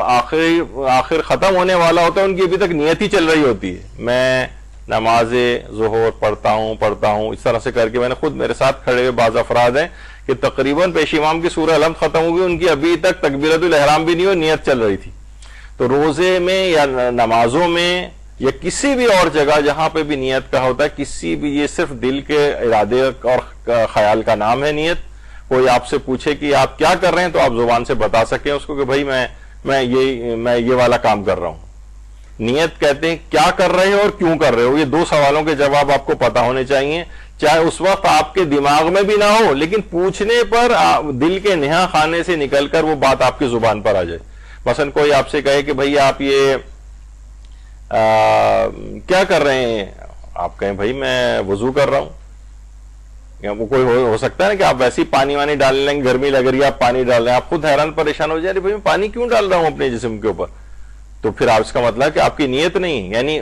کسی نے پوچھا آپ سے کہ آپ کیا کر رہے ہیں تو آپ کہہ سکیں میں وضو کر رہا ہوں، اور پوچھے کیوں کر رہے ہیں تو آپ کہیں گے اللہ نے حکم دیا ہے اس کا، بس واجب، جس کو ہم قربتاً اللہ کہتے ہیں۔ یہ 2 نیتیں اگر کسی کے دل کے اندر ہوں اور اس وقت پوچھنے پر زبان پر آ جائیں، نیت کافی ہوتی ہے۔ تو یہی بات روزے میں کوئی نیت کو زبان سے نہیں کرنا ہوتا، کسی نماز میں نہیں کرنا ہوتا، نماز احتیاط میں تو منع بھی ہوتا ہے، اور سوائے ایک احرام کی کنڈیشن کے اور کسی بھی چیز کو زبان پر لانے کی نیت کے اعتبار سے ضرورت نہیں ہے۔ اچھا اب ایک مسئلہ ایک اور آتا ہے، وہ آتا ہے کفارہ افطار عمدی میں 60 کا عدد۔ یہ کیا چیز ہے؟ افطار عمدی یعنی کوئی شخص جان بوجھ کر روزہ نہیں رکھ رہا ہے اور کھا پی رہا ہے، مثلا روزہ اس نے نہیں رکھا ہے تو اس کا کفارہ کیا ہے؟ یا تو 60 روزے رکھے گا یا 60 مسکینوں کو کھانا کھلائے گا۔ کفارہ افطار عمدی کہا جاتا ہے، یعنی جان بوجھ کے اس نے روزہ نہیں رکھا، اس پہ واجب تھے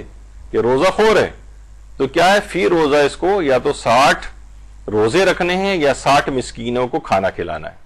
اچھا اب یہ جو 60 مسکینوں کو کھانا کھلانا ہے تو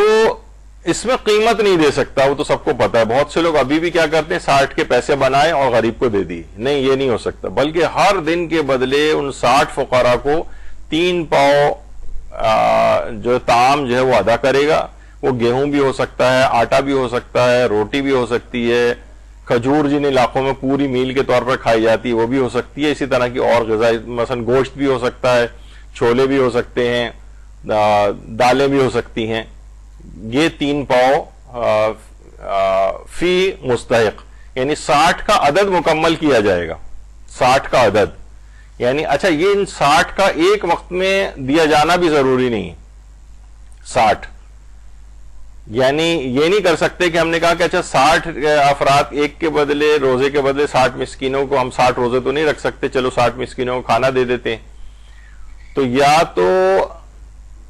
ان کو کھانا کھلایا جائے یا پھر یہ کہ ان کو پیکٹ بنا کر آٹا یا چاول دالیں بیسن یہ سب بھی دیا جا سکتا ہے. لیکن پر ہیڈ ہونا چاہیے 60 کھوپڑیاں ہونی چاہیے آپ کے سامنے. یہ اس وجہ سے بتانا ضروری ہے کہ ہم یہ نہیں کر سکتے, جیسے میں نے پچھلی دفعہ پہلے بھی کہا تھا کہ 30 افراد ہمارے پاس ہیں تو ہم ایسا کریں کہ ہر ایک کو 2 دے دیں. 10 افراد ہیں ہمارے پاس تو ہر ایک کو مثلا 6 دے دیں. یہ نہیں کر سکتے. 60 کا عدد مکمل ہونا چاہیے, 60 کا. اچھا, اب ایک مسئلہ اس میں ہوتا ہے کہ 60 ایک وقت میں تو ہمیشہ اویلیبل نہیں ہوتے, تو ایسا نہیں کہ آپ پر سے ساقط ہے اور انتظار کرتے رہیں جب 60 ہو جائیں گے, بلکہ اس میں یہ ہے کہ کفاروں میں 60 کا عدد اگر قسطوں میں بھی مکمل ہو سکتا ہے. مثلا 5 غریب ہمیں آج مل گئے, 10 ہمیں بعد میں مل گئے, اس کے بعد مزید 10 مل گئے, اس طرح کر کے بھی مختلف ٹکڑوں میں بھی اگر ایسا ہو جائے تو بھی یہ عدد مکمل کیا جا سکتا ہے, بشرطے اسی کفارے میں انہی افراد کو دوبارہ نہ دیا جائے. ہاں, اگر آپ کے پاس 60 کا عدد موجود ہے, ان 60 کو ایک روزے کا دے دیا, آپ انہی 60 کو دوسرے روزے کا دے دیا, پھر انہی 60 کو تیسرے روزے کا کھلا دیا یا دے دیا, یہ کر سکتے ہیں. لیکن یہ نہیں کر سکتے کہ مثلا ابھی 10 ہو گیا,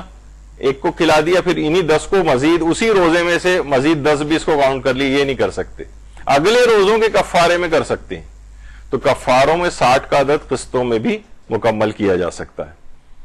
یعنی اگر کسی پر بہت زیادہ رمضان کے روزے کے کفارے اور فی الحال یکمشت ادائیگی کی حیثیت نہ ہو اس کی, تو ان کفاروں کو قسطوں کی صورت میں بھی ادا کیا جا سکتا ہے. انتظار نہیں کریں گے کہ پورے 60 افراد ہمارے پاس جمع ہو جائیں. بہت سے لوگوں کو غلط فہمی ہے کہ 60 ابھی جمع ہی نہیں ہو رہے, کہاں سے ہم جمع کریں, تو پھر وہ ایسے ہی بیٹھے رہتے ہیں. ایسا نہیں ہے.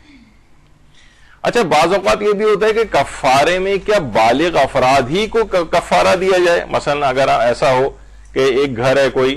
اس میں مثلا 10 افراد رہنے والے ہوں, اس میں 4-5 بڑے افراد ہیں, بالغ افراد ہیں, بعض جو ہیں چھوٹے ہیں بالکل, 3-4-5 سال کے اس طرح کے بچے بھی ہیں. تو کیا ان 60 کو عدد کو ہم مکمل کرنے کے لیے ان نابالغ بچوں کے ذریعے بھی پر کر سکتے ہیں اس کو, کہ بھئی 4-5 بڑے ہو گئے مثلا ایک گھر میں اور 4-5 چھوٹے ہو گئے, ملا کے 10 ہو گئے, تو 10 تو ہمیں ایک ہی گھر کے اندر مل گئے. تو جی ہاں, ایسا کر سکتے ہیں. نابالغ بچوں کے ہیڈ کو بھی کاؤنٹ کیا جا سکتا ہے, یعنی ان کے برابر کا آپ نے کیلکولیٹ کر کے دے دیا. چاہے وہ نابالغ بچہ مثلا 3-4 سال کا ہے, وہ مثلا روٹی چاول یا گوشت نہیں بھی کھا رہا ہے, تب بھی اس کا جو بھی گھر کا جو سربراہ ہے ان 10 افراد کا فطرہ یہ اپنا اس کو دیا جا سکتا ہے, کفارہ وغیرہ. تو 60 کا عدد نابالغ بچوں کے ذریعے بھی پر کیا جا سکتا ہے. لوگ عام طور پہ سوچتے ہیں کہ نہیں, بڑے لوگ افراد کو کیلکولیٹ کرتے ہیں, نہیں, چھوٹوں کو بھی کر سکتے ہیں. اچھا, یہ تو بھی ہو گیا. 60 کا عدد نابالغ بچوں کے ذریعے آقا سستانی نے کہا کہ پر کیا جا سکتا ہے. اچھا, اگر 60 کا عدد مکمل ہو ہی نہ سکے, ہم نے بڑی کوشش کر لی, بھائی مکمل ہو ہی نہیں رہا, ہم کہاں سے تلاش کر کے زبردستی پورا کریں. اچھا, ایک چیز اور بھی ہے, وہ یہ ایک چیز اور دیکھی گئی ہے کہ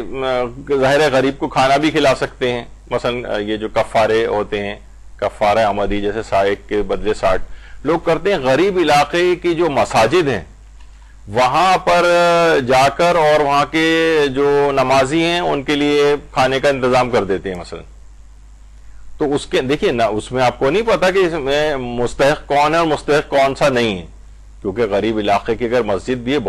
غریب سے مراد یہ کہ ان کے کسی کی اگر ضروریات پوری ہو رہی ہیں تو پھر وہ غریب نہیں, چاہے وہ چھوٹے علاقے کے اندر کیوں نہ رہتا ہو, مالی اعتبار سے کمتر علاقے میں. تو اطمینان ہونا چاہیے. اور پھر شرائط بھی سب کے اندر دیکھی جاتی ہیں کفاروں میں, کہ جناب وہ یہ کہ داڑھی منڈا اور فلاں اور یہ سب چیزیں جو ہے نا, بے نمازی تو خیر نہیں, ادھر نماز پڑھنے آیا ہوا ہے, یقیناً نمازی ہوگا جو مسجد میں آیا ہوا ہے. تو بہرحال یہ کہ شرطیں بھی دیکھی جاتی ہیں. تو مساجد کے اندر اس طرح کی تقسیم صحیح نہیں. یا تو یہ کہ جناب ہمارا 60 کا عدد ہے اور یہاں پر ہے مثلا 300 افراد نماز پڑھ رہے ہیں, تو ہمیں پورا یقین ہے کہ 60 تو اس میں پکے صحیح جو ہے وہ غریب ہیں, تو ٹھیک ہے, پھر تو ہم نے 60 سے بہت زیادہ ہی لوگوں کو کھلا دیا اور وہ پورا ہو گیا, تو یہ کفارہ اس طرح سے ادا ہو جاتا ہے. لیکن بہرحال بالفرض ہم کر لیتے ہیں 60 کا عدد, بہت سے لوگ کہتے ہیں مکمل نہیں ہو سکا, تو آقا سستانی فرماتے ہیں اگر 60 فقیروں کو تلاش نہیں کر سکتا, مثلا اگر صرف 30 افراد ہوں تو ان میں سے ہر ایک کو 2 مد طعام دے دے, یعنی ڈبل دے دے، یعنی 1.5 کلو کر دے، 3 پاؤ 3 پاؤ 2 دفعہ 2 طعام دے دیے اس کو، 1.5 کلو ہو گیا۔ احتیاط واجب کی بنا پر جب بھی آئندہ مزید 30 فقیر مل جائیں تب انہیں ایک ایک طعام دے، یعنی اگر کسی شخص کو ابھی فی الحال نہیں مل رہے ہیں 60، مثلا 30 مل رہے ہیں تو ٹھیک ہے ان کو دو طعام دے دو، یا اس کو اور ہم نیچے لے جائیں، مثلا صرف 10 ہی افراد مل رہے ہیں تو آپ 6 گنا کر دو ان کو۔ لیکن پھر اگر بعد میں آپ کو واقعتاً صحیح مستحق بعد میں کبھی مل گئے تو احتیاط واجب کی بنا پر ان کو الگ سے بھی دینا پڑے گا۔ یہ ایک ہے، لیکن بہتر ہے کہ اس میں ایسے افراد ہیں ابھی بھی علماء میں بھی، اور کہ ان کے پاس گھر بھی مشخص ہیں، واقع ان غریبوں کی تحقیق بھی کی ہوئی ہے کہ ان میں یعنی تمام شرائط پوری ہیں، تو ایسے تلاش کرنے چاہیے علماء وغیرہ کے اندر بھی یا اداروں کے اندر بھی کہ جنہوں نے اس طرح کا انتظام کیا ہوتا ہے۔ آغا سیستانی وہاں پر جو ایران عراق وغیرہ کے اندر تو ان کے اپنے یعنی ادارے بھی چل رہے ہیں کہ جو کہ اس انداز سے کفاروں تک کو تقسیم کرنے کا ان کا ہوتا ہے، تو وہاں بھی دیا جا سکتا ہے اگر یہاں پر کسی کو کے اوپر بہت زیادہ روزے ہوں اور وہ نہیں کر پا رہا ہو ان کو صحیح طور پر ادا، تو وہاں پر بھی بھجوایا جا سکتا ہے۔ اچھا، اگر کفاروں میں کھانا کھلایا جائے تو کتنا کھانا کھلایا جائے؟ ہم کہہ رہے ہیں کہ ہم کیا اس میں ہم اس کو 3 پاؤ ہی کھلائیں؟ بھائی وہ نہیں کھانا چاہ رہا 3 پاؤ، ہم کہہ رہے ہیں نہیں دیکھیں 3 پاؤ واجب ہے ہم پر، تو اس کے اندر مسئلہ ہے کہ اگر کفاروں میں آپ دے نہیں رہے صرف کھانا کھلا رہے ہیں، یعنی اگر کفاروں کی ادائیگی میں کھانا کھلایا جائے تو اس صورت میں کیا ہر شخص کو 3 پاؤ کھانا دینا ضروری ہے؟ جس کا جواب ہے نہیں۔ اس صورت میں جس مقدار میں بھی مستحق کا پیٹ بھر جائے وہ کافی، مثلا اگر اس کا 1 روٹی اور سالن وغیرہ کھا کے پیٹ بھر گیا تو بس یہ ادا ہو گیا،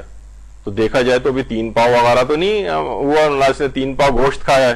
ظاہر ہے کہ ایک سالن کی پلیٹ اس میں 2 بوٹی ہوتی ہیں، ایک آلو کا مثلا پیس ہوتا ہے یا کوئی بھی اس طرح کی چیز، اور وہ اس نے 1 روٹی سے کھا لی، اس کا پیٹ بھر گیا۔ اچھا، کچھ ایسے بھی غریب ہو سکتے ہیں کہ جن کا مثلا ایسے ملازمین سے بھی میں واقف ہوں جو مثلا 5 روٹیاں ہوٹل والی جو ہے ہوتی ہیں وہ بھی جو ہے وہ کھاتے ہیں ایک وقت میں، تو اگر کوئی غریب ہے اس کا 5 روٹی سے ہی پیٹ بھرتا ہے تو اب اس کو 5 روٹی وتھ سالن وغیرہ جتنے میں اس کا پیٹ بھر جائے اتنا کافی۔ اس میں پھر یہ یعنی پھر کھانا جب کھلایا جاتا ہے تو اس میں 3 پاؤ والی شرط نہیں، پھر مستحق کا جتنے میں بھی پیٹ بھر جائے، یہ والا مسئلہ ہے۔ اچھا، ایک اور چیز ہوتی ہے جو فدیے وغیرہ ہوتے ہیں، ہم نے کہا کہ بھائی مثلا حاملہ عورت ہے وہ فدیہ نکالے گی اگر وہ روزہ نہیں رکھ رہی ہے، دودھ پلانے والی جو مائیں ہیں وہ اگر روزہ نہیں رکھ رہی ہیں ان شرائط کے تحت اور وہ فدیہ نکالیں گی، یا مثلا بہت بوڑھے افراد ہیں وہ روزہ نہیں رکھ پا رہے ہیں اور وہ فدیہ نکالیں گے، تو فدیے میں کھانا نہیں کھلایا جا سکتا، اس میں 3 پاؤ ہی دینا پڑے گا۔ دیکھیے یہاں پر مسئلہ ہے، کفاروں میں ابھی آپ نے سنا کہ دونوں طرح کے اختیار تھے، 3 پاؤ آٹا وغیرہ یہ سب بھی دیا جا سکتا تھا، اور 3 پاؤ اور جتنا پیٹ بھر کے کھانا وہ کھا سکے وہ بھی کھلایا جا سکتا تھا۔ لیکن یہ جو اس طرح کے فدیے ان میں کھانا نہیں کھلایا جا سکتا، یہ کافی نہیں، بلکہ 3 پاؤ مد طعام ہی دینا پڑے گا، یعنی 1 مد 3 پاؤ کے جو برابر ہوتا ہے، یا بہت اگر رف اگر آپ کرنا چاہیں تو 1 کلو کر لیں، چلیں کلو بھر کے قریب یہ آپ کو دینا ہی پڑے گا فدیے میں۔ اس میں کھانا کھلانے والا نہیں کہ بھئی میرے 30 جو ہے وہ روزے میرے نکل گئے تھے حاملہ ہونے کی وجہ سے، دودھ پلانے والی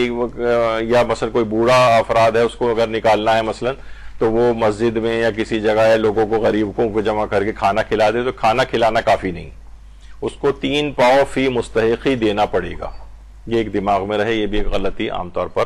ہوتی ہے۔ ایسے بھی ہوتا ہے کہ ہم نے ایک ہی کو فدیہ لے لیا سارا، 1 کلو گندم لیا، 2 سال کا فدیہ نکالنا ہے تو ایک ساتھ 2 مومنین کو 10 کلو یا 5 کلو جی بن رہا ہے اور وہ دے دیتے ہیں، کیا وہ صحیح نہیں ہے؟ فدیہ دے سکتے ہیں ایک، کیونکہ ضروری نہیں ایک آدمی کو ایک فدیہ دیا جائے، ایک آدمی کو اب 10 فدیے بھی دے سکتے ہیں۔ فدیے وہ کفاروں کے اندر ہیڈز کی کاؤنٹنگ ہوتی ہے، فدیوں وغیرہ میں نہیں ہوتی۔ فدیوں میں مثلا یہ کہ ایک جو ایک تھیلی ہوتی ہے 30 کلو کی ہوتی ہے، پتہ نہیں کتنی، 5 کلو کی 10 کلو کی بھی ہوتی ہوگی، تو وہ جتنے ہو وہ ایک فرد کو ہاں دیا جا سکتا ہے. دو تھیلیاں آپ نے دے دیں, 20 کلو دے دیا, 15 کلو دے دیا, بس اتنا نہ ہو کہ وہ خراب ہو جائے یا اس کی سال بھر کی اس سے زیادہ ہو جائے. ہاں کر سکتے ہیں ایسا. کئی افراد یعنی کئی فدیے بھی صرف ایک ہی مستحق کو دیے جا سکتے ہیں, لیکن وہ جو 60 والا عدد ہے اس میں 60 کی کاؤنٹنگ ہی ہوگی. اچھا یہ تھوڑا سا تفصیلی ہے, اس کو بھی میں چھوڑتا ہوں. سر آپ نے پچھلی کلاس میں ایک اور مسئلہ بھی بتایا تھا کہ اگر کسی کی جوائنٹ فیملی ہے اور باپ بیٹے مل کے کما رہے ہیں تو اس میں یہ دیکھا جاتا ہے کہ کون کتنا خرچہ دے رہا ہے. اگر کوئی 20% دے رہا ہے تو اس حساب سے دے گا. جی اور اگر سر اگر کسی کا خرچہ اس طرح معین نہیں ہے کہ کون کتنا دیتا ہے, مطلب کبھی کوئی مہینے میں جتنا مرضی دیتا ہے, بس اس میں پھر یہ ہو جو ابھی آج میں نے حل بتایا کہ اس میں پھر یہ ہوگا کہ ایک آدمی جو بھی فطرہ نکالے وہ دوسرے کی اجازت لے لے کہ ہم میں سے جس پر بھی جتنا واجب ہے اس کی طرف سے ادا ہو رہا ہے, یہ والا چیز کر لی جائے. وہ کر سکتے ہیں, بیٹا بھی کر سکتا ہے, باپ بھی کر سکتا ہے, لیکن سب ایک دوسرے کو اجازتیں دے دیں, بس یہ اتنا کرنا پڑے گا. اچھا اب اس کے بعد آتا ہے حالت روزہ میں غلط فتویٰ بتانا. عام طور پر ہم نے دیکھا سوشل میڈیا وغیرہ کے اندر بحثیں چل رہی ہوتی ہیں اور لوگ کہتے ہیں کہ آپ نے دیکھیے غلط مسئلہ بتایا, اب آپ کا روزہ باطل ہو گیا, جبکہ ایسا نہیں ہے. غلط فتویٰ بتانے سے روزہ باطل نہیں ہوتا ہے,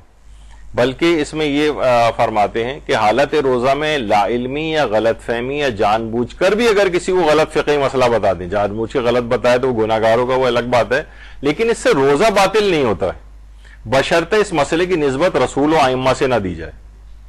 مثلا یہ نہ کہے کہ بھائی آپ کا روزہ باطل ہو گیا کیونکہ رسول اللہ نے اس کو باطل قرار دیا تھا, مثلا یہ اس طرح سے نہیں کر سکتے, پھر تو واقعی باطل ہو جائے گا. آپ کو کیا پتا,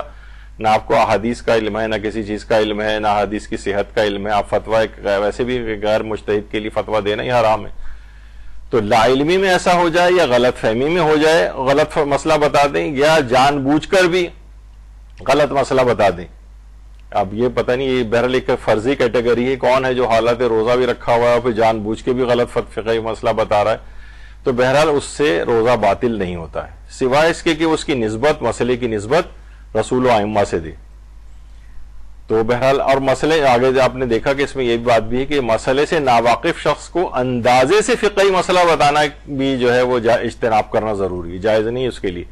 کہ بھئی مجھے لگ رہا ہے کہ یہ ہوگا. عام طور پہ دیکھتے ہیں کہ لوگ اس طرح سے بس جو منہ میں آئے ان کے بیان کر دیتے ہیں اور ان کے پاس علم نہیں ہوتا کہ کہاں سے آپ نے یہ چیز بیان کی ہے, کہہ رہے ہیں بس یہ ایسی سنا تھا میں نے کہیں, ایسی دماغ میں ان کے ایک چیز آتی ہے. تو اندازے سے بھی فقہی مسئلے جب تک 100% آپ کو کنفرم نہ ہو کہ فقہی مسئلہ یہ ہے, تب تک کوئی فقہی مسئلے کا جواب نہیں دے سکتے. تو غلط فقہی مسئلہ جان بوجھ کے بھی بتا دیا جائے, اگرچہ گناہ ملے گا لیکن بہرحال روزہ اس سے باطل نہیں ہوتا ہے.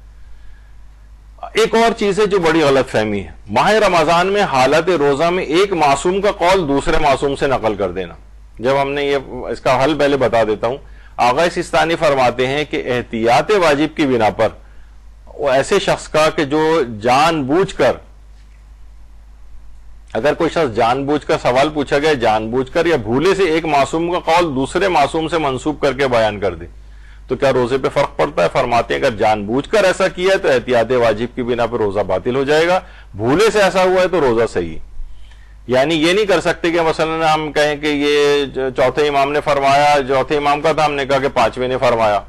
لا علمی میں ہو جائے تو مسئلہ نہیں ہے بھول وغیرہ سے, لیکن اگر جان بوجھ کے اگر کر رہا ہے وہ ایسا تو اس سے روزہ احتیاط واجب کی بنا پر باطل ہو جاتا ہے. اچھا یہ لوگوں میں جب یہ مسئلہ ظاہر ہے جب پوسٹ ہوتا ہے اور بیان ہوتا ہے تو لوگ بہت کہ ہمارے ہاں تو سارے جو معصومین ہیں وہ کلنا محمد ہیں, ایک نے جو کہہ دیا وہی سب نے کہہ دیا گویا. اگرچہ بعض اس نظریے کے حامل علماء بھی موجود ہیں, لیکن آقا سیستانی فرماتے ہیں کہ احتیاط واجب کی بنا پر ایسا نہیں کیا جا سکتا,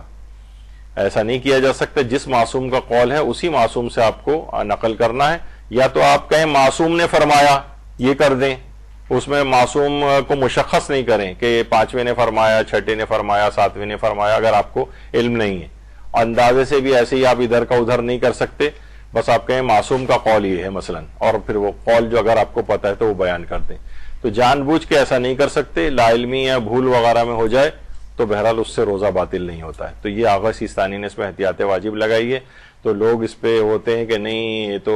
کیونکہ سب کے سب کلنا محمد ہیں تو لہٰذا درود بھیجیے محمد وآل محمد پر. اللہم صلی علی محمد وآل محمد.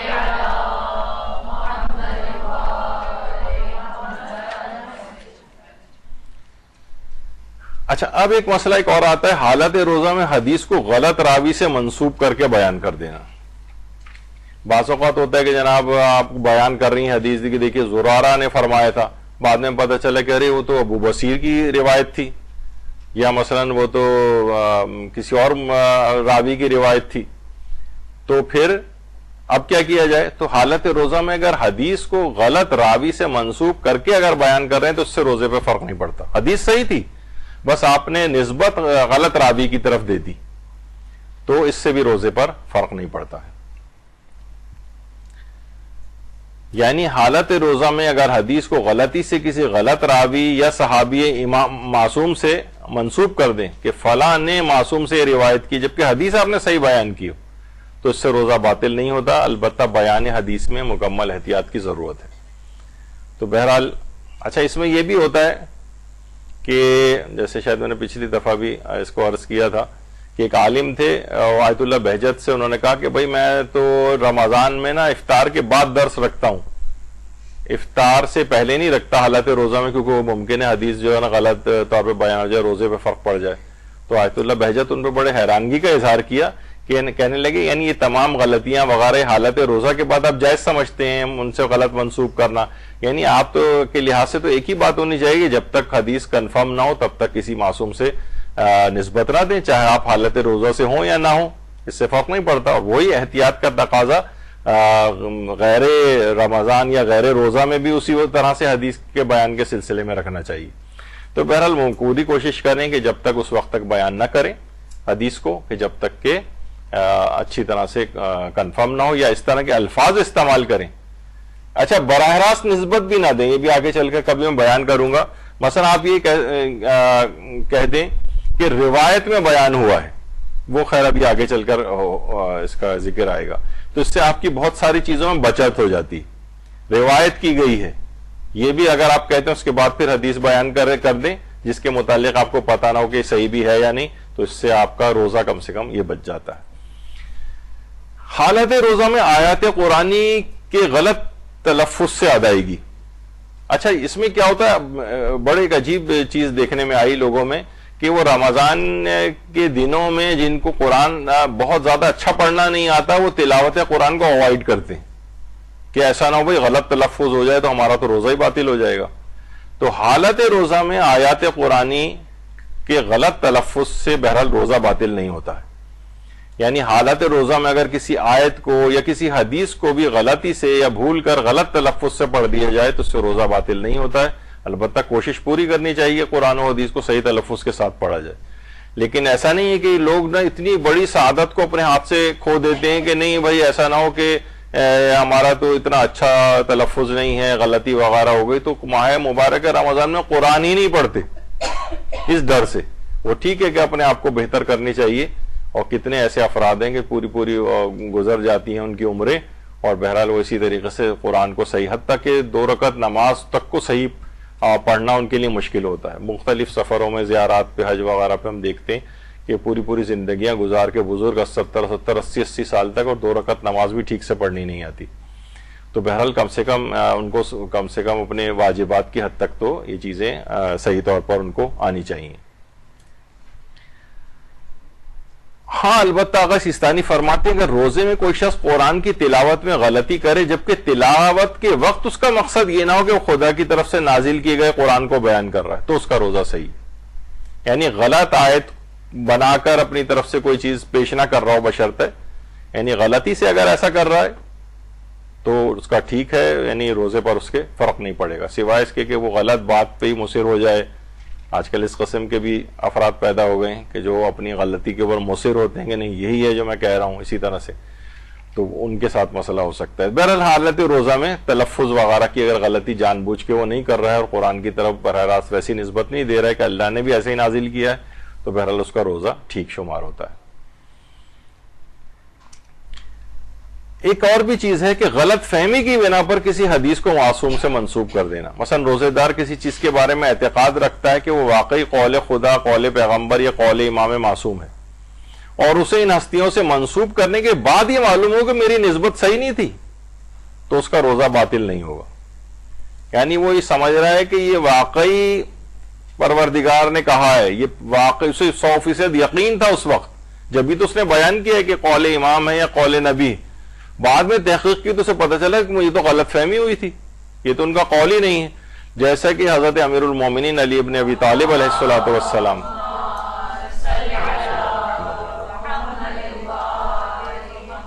یقین کیجئے کہ سوشل میڈیا پر اس وقت گردش میں جتنے مولا علی کے اقوال ہیں اس میں سے 80-90% ان مولا کے اقوال ہیں ہی نہیں. اچھا ایک اور بھی ہے کہ مولا کی بہرحال ایک اس لحاظ سے فضیلت والی بات ہے کہ ہر اچھی بات جو ہے نا لوگ مولا سے منسوب کر کے ان کے نام کے ساتھ لگا کر کہ یہ، اور لوگوں کو یقین بھی بڑے آرام سے آ جاتا ہے. کسی نتو خیرے وغیرہ کا نام ساتھ میں لوگ ایسے مشکوک ہو جائیں گے کہ واقعی انہوں نے کہا بھی ہے ایسا نہیں، لیکن کوئی بہت اچھا کوئی بات کلام یا جملہ ہو اور مولا کا نام ساتھ میں لگ جائے تو اس کی ایک اوتھینٹسٹی بڑھ جاتی ہے. تو لوگ بہت چلا بہت سے مفکرین کے اقوال ہیں، وہ مولا کا قول نہیں ہے، کسی مفکر نے کوئی جملہ کہا تھا مثلا تو وہ مولا کے نام سے مشہور کر دیا جاتا ہے. اور کتنے میں نے جیسے اقبال کی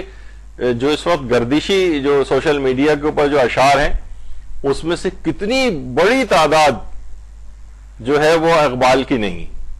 اقبال کے اشعار کی ہے ہی نہیں. اور لگ رہا ہوتا ہے کہ شاید یہ اس کا جو ہے وہ یہ اقبال کی شاعری جب کیسے نہیں ہوتی. تو بہرحال 100% اگر کسی کو یقین ہے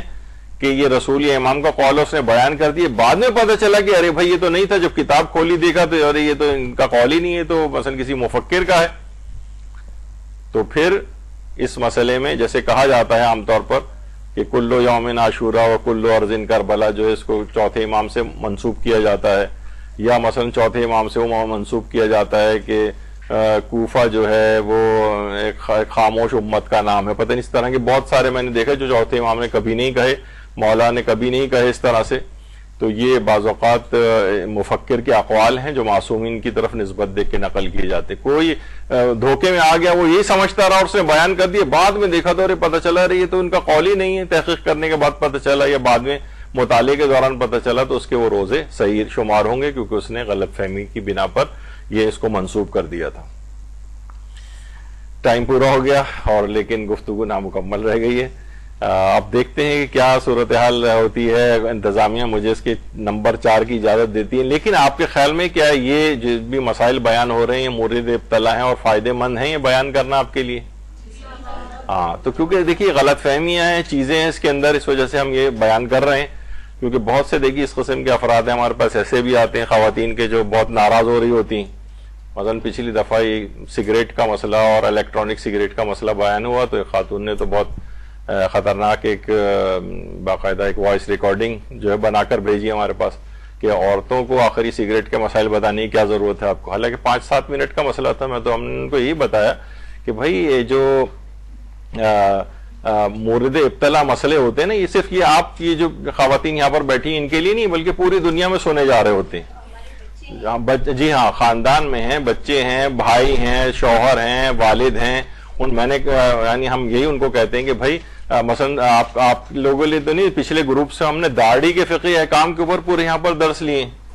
اور کتنی ایسی چیزیں جو ہم اپنے درسوں میں ابھی بیان کر رہے ہوتے ہیں، اس میں حاملہ اور دودھ پلانے والی خواتین اور ان کے حیض و نفاس کے مسئلے، تو مرد ہم پہ ناراض ہونے لگے ہوئے ہمارا ٹائم کیوں ضائع کر رہے ہیں آپ. تو یہ چیزیں جو ہیں یہ وقت کا ضیاع نہیں. پھر آپ نے دیکھا کہ اس میں احتیاط واجب اور اس میں آپ کو حل نکال کے بھی دیا جاتا ہے. ان کا ایک اعتراض یہ بھی تھا کہ اتنے سارے مجتہدین کے نام کیوں ہیں، یہ آپ کیا یہ جو مرغے جس طرح آپس میں لڑاتے ہیں مجتہدین کو لڑوا رہے ہیں آپس میں، تو مجتہدین کو کوئی نہیں لڑوا رہا ہے یہاں پر یہ وہ چیز بتائی جا رہی ہے کہ جہاں پر آپ مجتہد کی احتیاط واجب ہے تو وہاں پہ حل بتایا جاتا ہے اس کا. یا غلط فہمی کوئی ہو رہی ہو، جیسے ہم نے پچھلی دفعہ سگریٹ کے مسئلے میں آیت اللہ شبیری زنجانی کا مسئلہ بتایا تھا کہ وہ اگرچہ گاڑے دھوئیں سے روزے کو باطل نہیں سمجھتے ہیں دھوئیں سے، لیکن اس سے لوگوں نے کیا استفادہ کرنا شروع کیا، اس کا مطلب ہے سگریٹ پی سکتے ہیں. پھر ان کا مسئلہ بتایا کہ نہیں سگریٹ نہیں پی سکتے، احتیاط لگائی ہے انہوں نے اس کے اندر کہ سگریٹ پینا جائز نہیں ہے. تو اس میں پھر لوگوں نے حل نکالا، پھر ایسا کرتے ہیں الیکٹرانک سگریٹ پی لیتے ہیں. تو اس میں بھی ان کا رد کیا کہ نہیں احتیاط واجب لگائی گئی ہے، احتیاط واجب کی بنا پر الیکٹرانک سگریٹ آغا سیستانی اجازت نہیں دیتے. تو یہ ساری چیزیں بیان ہوں گی نا، وہ مورد ابتلا ہیں. اب کسی کو ذوق نہیں ہے اس کا فقہی احکام کا تو وہ تو کہتا ہے بس یہ ٹک ٹاک کی طرح سے ایک ایک منٹ ایک ایک سیکنڈ کے صرف مسئلے جو ہے نا بیان کیے جائیں. بہت سے لوگ کہتے ہیں کہ بھائی بہت ٹائم ہو جاتا ہے, یہ بس ٹک ٹاک والی آپ ایک جو ہے نا 1 منٹ والا آپ کلپ بنایا کریں خالی. تو بھائی اس طرح سے تو نہیں ہے. پھر یہ کہ آپ کو جو یہاں پر ہیں ان کو خواتین کو مدارس جاتی ہیں, خود ٹریننگ ان کی ہوتی ہے, ان کے سامنے پورا یہ تمام جزیات کے ساتھ مسائل آ جائیں تو ان کو آئندہ زندگی میں کام کرنے میں نسبتاً آسانی ہوگی. ورنہ تو پھر وہی والا ہے کہ اتنا مختصر اگر بات کو رکھا جائے تو پھر ہم ان لوگوں کو یہی کہتے ہیں, وہ جو مثال دی جاتی ہے نا کہ اگر کوئی شخص سورہ یوسف نہ پڑھنا چاہے تو کہتے ہیں پھر خلاصہ پڑھ لیا جائے, پدر بود پسر داشت گم کر بازیافت, باپ کا ایک بیٹا تھا کھو گیا مل گیا, بس یہ سورہ یوسف کا خلاصہ ہو گیا. آپ پورے سورہ یوسف اتنا دیر کیوں پڑھتے ہیں؟ اس میں پوری کہانی ہے, ایک باپ کا ایک بیٹا تھا وہ کھو گیا پھر بعد میں مل گیا, بس یہ ہے. تو یہ خلاصے اور اس کے لیے نہیں ہے, یہاں پورے 1.5 گھنٹے کا وہ ہے, کیونکہ اور چیزوں میں بھی تو آدمی اسٹار پلس دیکھ رہا ہوتا ہے, ساس بہوؤں کے ڈرامے اور یہ سب چیزیں آ رہی ہوتی ہیں, وہ بھی گھنٹوں گھنٹوں دیکھی جاتی ہیں, اس میں تو نہیں ہوتا. لیکن یہاں 5 منٹ کا بھی فقہی حکم بیان ہو جائے تو لوگوں کو لگتا ہے وہ بہت ٹائم ضائع ہو گیا ہمارا, پتہ نہیں اتنا سارا ٹائم بچا کے کتنی سائنسی ایجادات انہوں نے کر لی ہیں اور کیا کچھ انہوں نے کارنامے دنیا کے اندر انجام دے دیے ہیں. یعنی اس میں وقت کا ضیاع سمجھا جاتا ہے علم دین حاصل کرنے میں, اور باقی صرف اسکرولنگ میں ہی لوگ گھنٹوں لگاتے تھے, فضول قسم کے انسٹاگرام کے اوپر وہ ریلز وغیرہ جو چل رہی ہوتی ہیں اسے دیکھتے ہیں. بہرحال یہ ہے مسئلہ, اور انشاءاللہ کیونکہ ابھی کچھ اہم اس میں فقہی احکام باقی رہ گئے ہیں تو بس لگے ہاتھوں اگلی ایک دفعہ اس کو اور مکمل کر لیں گے اگلی دفعہ, اور پھر انشاءاللہ یہ موضوع مکمل ہو جائے گا. جی سوال تھا یہ ادا اور قضا کا جو یہ بات ہے, جی اس میں اگر یہ اس طرح ہے کہ فجر کی سوال ہے کہ فجر کی جو نماز پڑھتے ہیں ہم, تو فجر میں اگر ہم بالکل سورج یعنی ظاہر نہ ہو اور صبح کا ٹائم ہونے لگے اور بالکل سورج ابھی ظاہر نہ ہوا ہو یعنی کرن نہ ہو, تو کیا فجر کی نماز قضا اور ادا کی نیت سے پڑھا جاتا ہے؟ بغیر ادا و قضا کی نیت سے. اب کیونکہ آپ کو نہ ادا کا پتہ ہے اس ٹائم پر, بالکل آپ آخری وقت میں پڑھ رہے ہیں اور آپ کو پتہ نہیں چل رہا کہ قضا میں یا ادا میں, تو ادا قضا کی نیت نہ کریں کوئی سی بھی. بہرحال کر بھی لیں تو نماز پہ فرق نہیں پڑے گا, اس میں نماز ٹھیک ہو جائے گی. نہیں کچھ بھی نہیں, بس نماز فجر پڑھتی ہوں قربتاً اللہ, بس ادا و قضا کو مینشن ہی نہ کریں. چلیں صلی اللہ علی محمد.